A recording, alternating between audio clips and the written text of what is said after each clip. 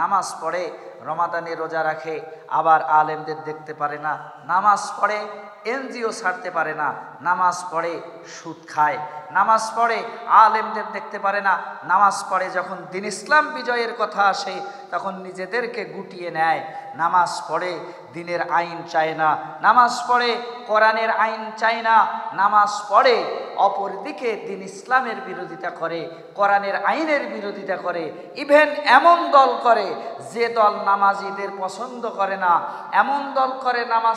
নামাজিদের পছন্দ করে না, দিন ইসলাম পছন্দ করে না, সেই দলের সাথেই বাংলাদেশের বেশিরভাগ নামাজিরা সম্পৃক্ততা রাখে। আবার এই দিকে মনে মনে চিন্তা করে, ইস কবরের আযাব যদি আল্লাহ মাফ করে দিত, কবরের আযাব যদি না হইতো। শুনুন,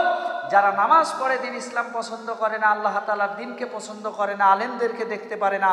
এরা যদি মরেও যায়, এদের মরণের পরে যখন কবরে প্রশ্ন করা হবে মার রব্বুকা মান দীনুকা মান নবিয়ুকা, এই একটা প্রশ্নের জবাবও তারা দিতে পারবে না, যেহেতু তারা কোরআন দিয়ে নামাজ পড়েছে কিন্তু কোরআন দিয়ে জীবন চালায়নি, কোরআন দিয়ে নামাজ পড়েছে